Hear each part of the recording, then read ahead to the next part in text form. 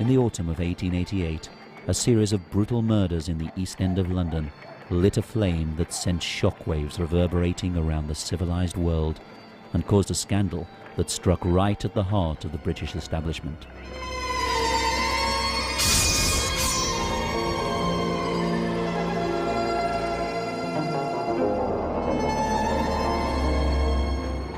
London in 1888 was the world's largest capital city. Queen Victoria sat upon the throne of England and ruled an empire that was ever expanding. She had recently celebrated 50 glorious years as monarch. Her subjects seemed confident, entrepreneurial and determined. The City of London, the financial boiler room that powered the empire and its expansion, reflected the supreme confidence of the age. Yet right on its doorstep lay the district of Whitechapel, a sordid, crime-ridden quarter where vice, violence and drunkenness flourished, and where 76,000 residents lived in abject poverty. The East End really was outcast London. In 1883, when the chairman for the London school boards did a report, he reported that out of sort of 1,129 families, 871 of them were living in rooms just one room big, and up to 9 people per room. Whitechapel had the capital's worst slums, worst overcrowding and highest death rates. It was also the immigrant district, and the 1880s had seen a huge influx of Jewish refugees fleeing persecution in Russia, Poland and Romania. Parts of Whitechapel had the appearance of a foreign town, whose inhabitants, mostly lower-class Jews, spoke their own language and dressed differently to the other citizens of the East End. There was a very large Jewish community in the East End. There had been a huge immigration into the East End in the 1880s. The immigrants were living in a way that was different to the Gentile population, and a lot of the Gentile population resented that. Not so much resented the fact that these people were Jewish, although there was anti-Semitism. Inevitably, this led to a certain amount of racial tension, as these immigrants were accused of taking English jobs and English homes. But whether they were Jew or Gentile, all those who lived in the area shared one thing in common: life was a daily battle for survival. The area was terribly overcrowded.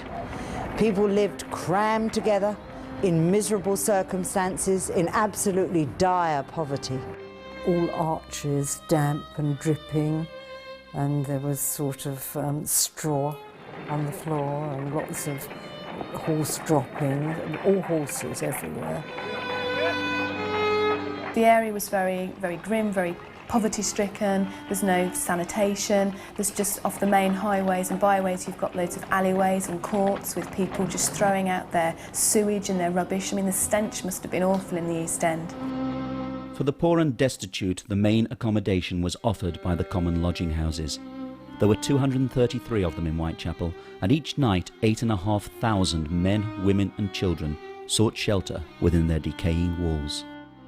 Now, if you were in a common lodging house, because of course nobody could afford their own sort of flat or house, it would cost you 8p for a double bed, 4p for a single one, and if you couldn't afford that, for 2p you could go to sleep standing up, lined up against a rope, stretched from one side of the room to the other, and hundreds of men, women and children did that every night in Whitechapel.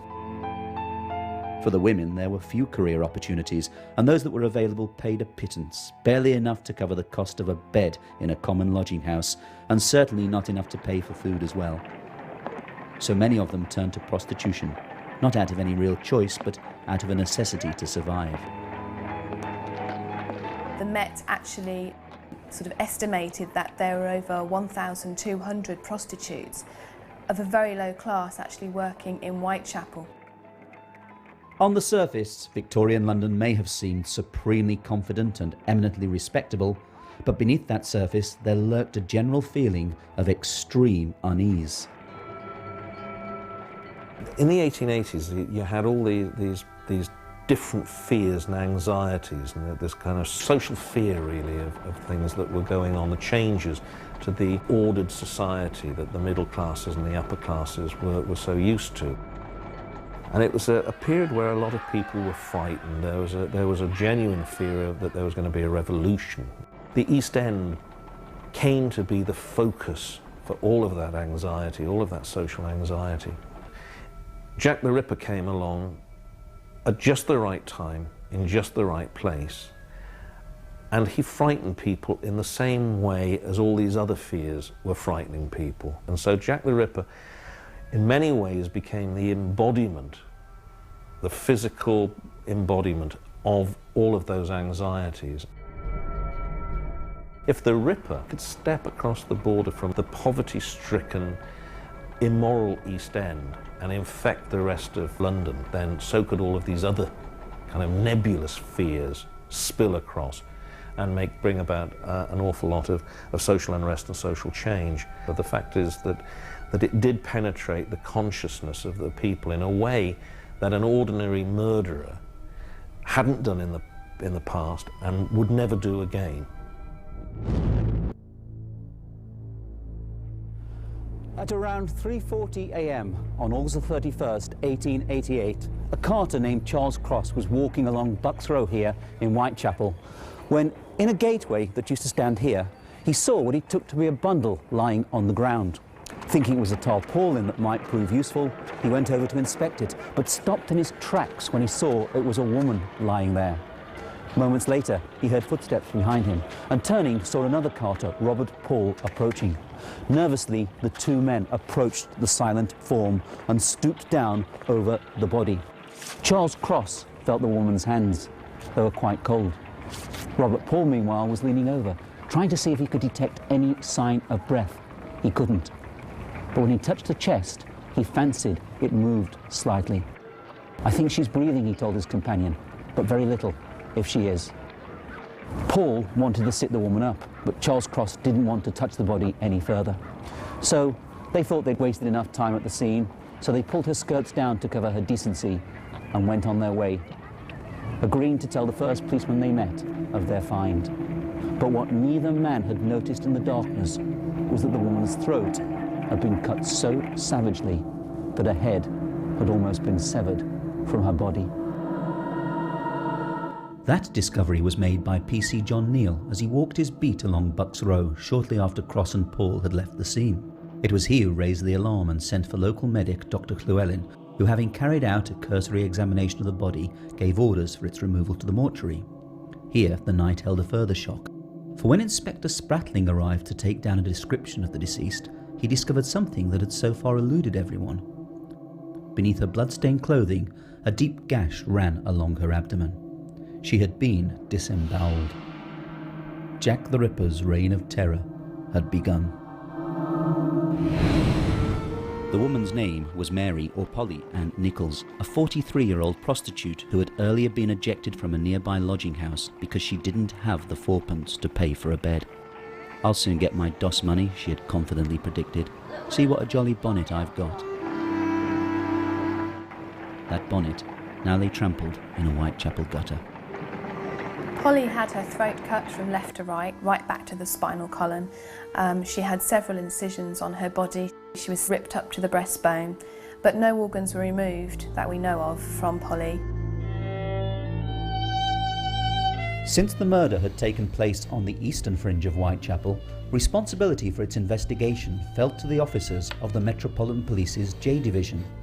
However, there had already been 2 previous murders that year in the very heart of Whitechapel, and they were being investigated by detectives of H Division, headed by Inspector Edmund Reed.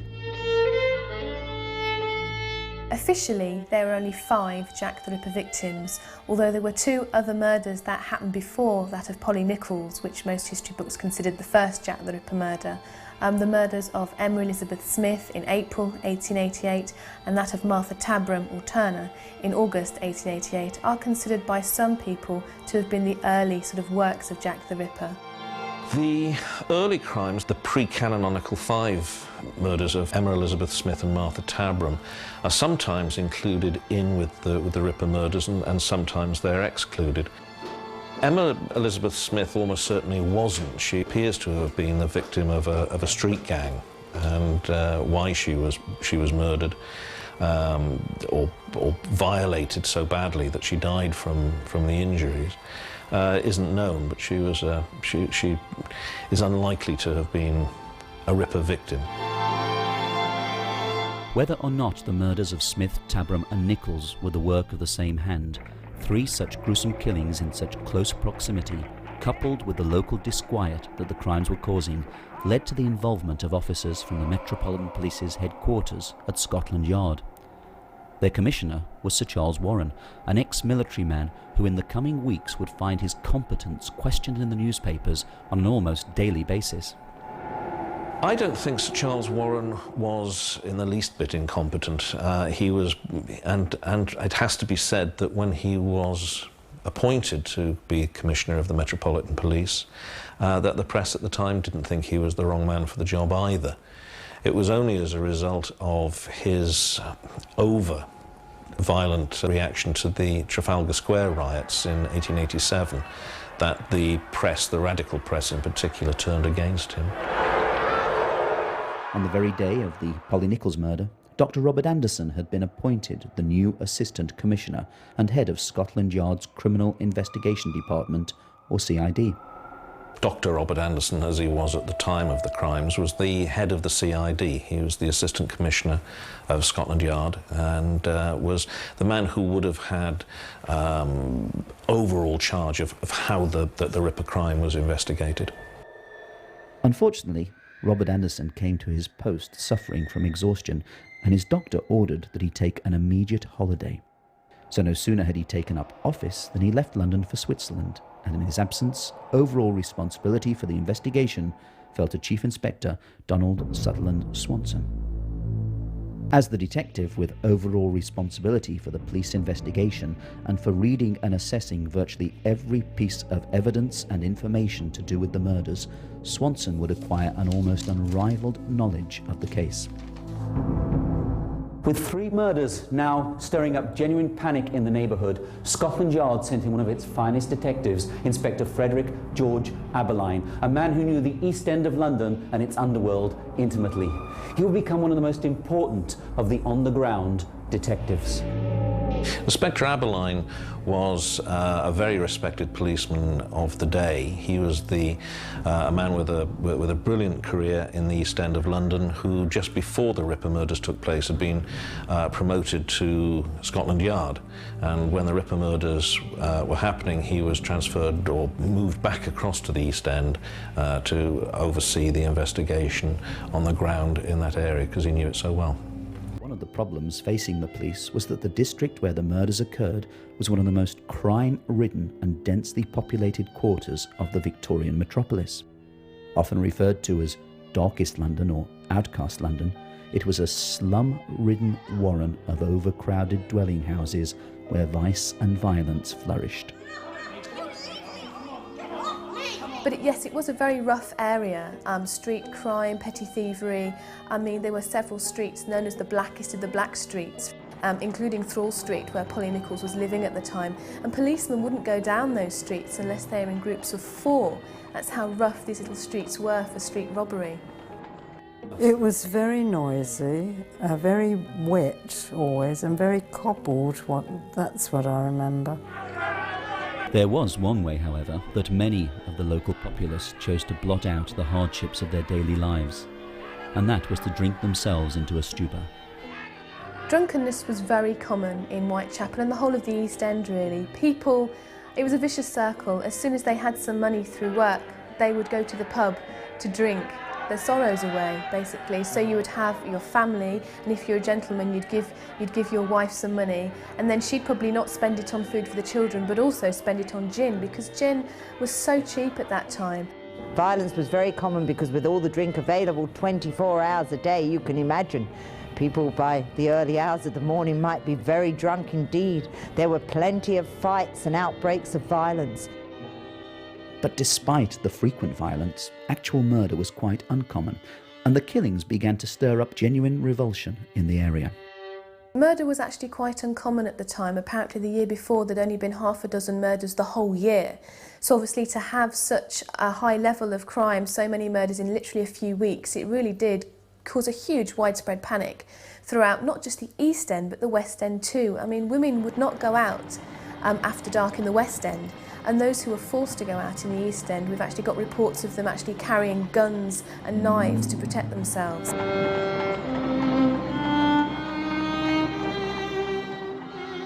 On the streets of Whitechapel, Reed and Aberline were in a desperate race against time to catch the killer before he struck again.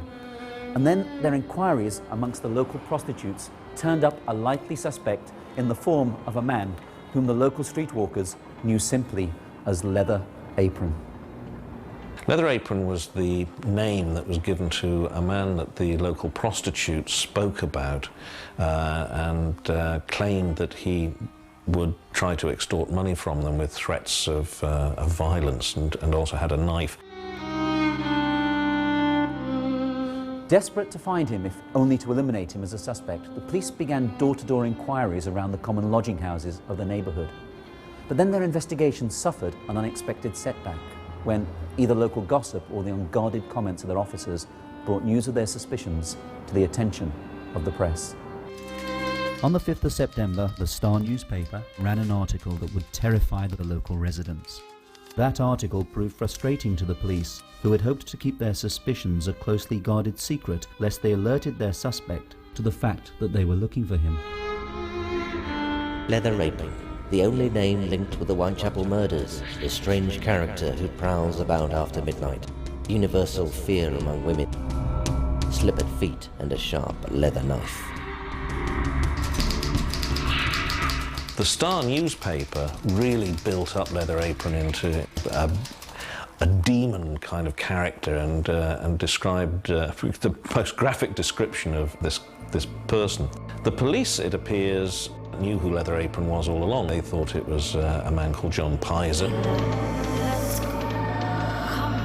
The press campaign to alert the public to the menace of Leather Apron had two results. Firstly, it alerted Pizer to the fact that the police were trying to trace him. Secondly, he suddenly found himself public enemy number one, and the prospect of falling victim to a baying mob so terrified him that he promptly disappeared and went into hiding amongst his relatives. And so the police operation was greatly frustrated.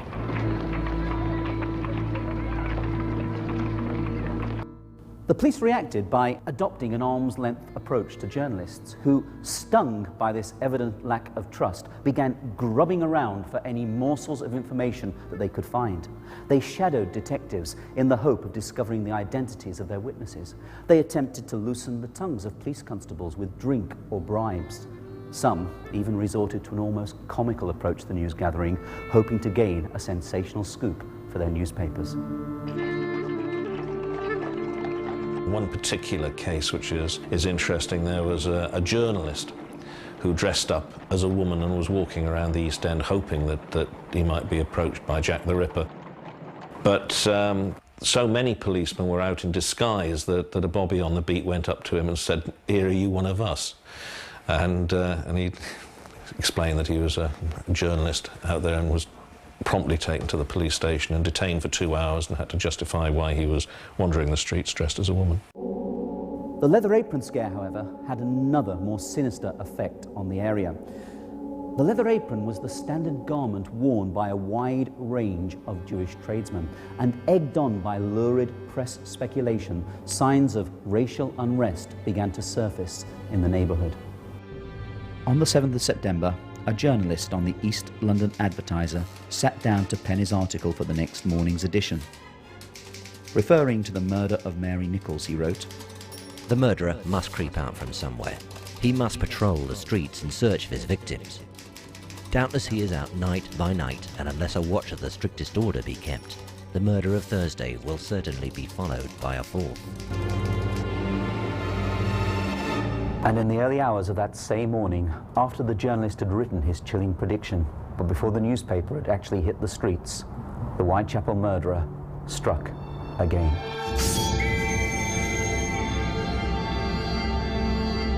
Elizabeth Long saw Annie Chapman at 5:30 in the morning outside number 27 Hanbury Street.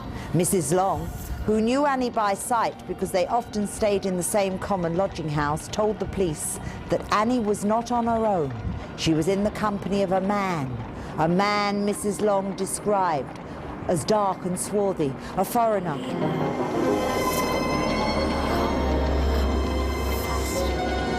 A little before 6 a.m. on the 8th of September 1888, John Davis, an elderly resident at number 29 Hanbury Street, came downstairs, walked along the narrow passageway and opened the back door. The sight that he saw shook him to his bones. Moments later, two workmen walking along Hanbury Street were suddenly startled when the door of number 29 burst open and a wild-eyed old man stumbled into the street. "Men," he cried, "come here." Nervously, they followed him down the passageway, and looking into the backyard, they saw the body of Annie Chapman lying between the steps and the fence. Annie Chapman's throat was cut in two places, sort of two sections of cutting. She'd been ripped up to the breastbone. The small intestines were taken out of the body and placed over her right shoulder, and then two smaller flaps from the lower abdomen were placed over her left shoulder. And there, in the corner of the yard, lay a freshly washed leather apron. The three previous murders had certainly caused disquiet in Whitechapel, but with the death of Annie Chapman, something happened. That disquiet gave way to panic and hysteria, as mobs began to turn their anger on anyone whom they thought might be responsible. The fact that a washed leather apron had been found so close to Annie's body led to anti-Semitism, and innocent Jews were threatened and abused by angry crowds. It soon transpired that the leather apron found at the scene of the murder belonged to one of the residents of number 29 Hanbury Street and was not in any way connected to the murder or the murderer. This knowledge, however, did little to quell the racial unrest. As one newspaper reported, a touch would fire the whole district in the mood in which it is in now. It was a widely held belief in the area that the authorities cared little for the fates of those who lived hereabouts. The inadequacy of local policing had long been a bone of contention, and the fact that the Home Office point-blank refused to sanction a reward for information that might lead to the killer's identity rankled with the local residents. The foreman of the jurors at the inquest into Annie Chapman's death even went so far as to express the view that the murders of both Chapman and Nichols might easily have been prevented had the government offered a reward in the wake of Martha Tabram's killing. The government itself did not offer a reward. The Prime Minister and the Home Secretary were against offering rewards. This had been a policy that had been introduced by an earlier Home Secretary, so they were merely following a standard practice.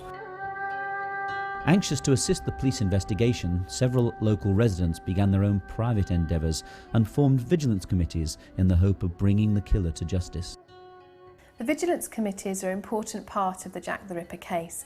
They did have certain beats and they had their own patrols, but the most important of all of the vigilance committees was that run by the president, George Lusk, and the sort of Mile End committee formed on the 10th of September 1888. Now that was very organised. These were, although a lot of the members were unemployed, a lot of them were local people, local men, they were organised, but they not only patrolled the streets on beats, as I said, with a police whistle, a stick and galoshes on the regular beats.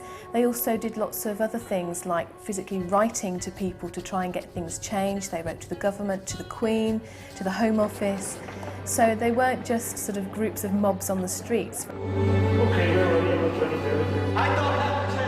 On the 10th of September, Sergeant William Thick went round to number 22 Mulberry Street and arrested John Pizer. There is little doubt that the police were convinced that Pizer was the man known as Leather Apron, and so as Sergeant Thick escorted him into Leman Street Police Station, feeling must have been running high that the Whitechapel murderer had been caught. But under interrogation, Pizer was able to provide cast iron alibis for the nights of the two most recent murders, and the police quickly ruled him out as a suspect. He even appeared at Annie Chapman's inquest, where he was given the opportunity to publicly clear his name. It was at that inquest that Dr. George Bagster Phillips, the police surgeon who had examined Annie Chapman's body as it lay in the backyard of number 29 Hanbury Street, raised a chilling possibility. The fact that her killer had removed her womb, he stated, suggested that the reason for her murder may well have been to obtain that particular part of her anatomy. Furthermore, the speed with which he did it and the skill displayed hinted that he may well have possessed some anatomical knowledge. The question of medical knowledge or surgical skill, we have to make the distinction between anatomical knowledge, meaning knowing where the organs are and where to find them, and surgical skill, which is the ability to actually extract them. The question is difficult to answer. Some of the doctors at the time thought that he had both. Some thought that he had the anatomical knowledge, the kind of knowledge that a horse slaughterer or a butcher or somebody like that would have had, but not necessarily a surgical skill. Another doctor said that it would have taken him, in those circumstances, a lot longer to have committed the mutilations, and so therefore there was surgical skill exhibited. Other people said no surgical skills, no anatomical knowledge, just did what he did, and it was lucky that he found whatever it was that he found.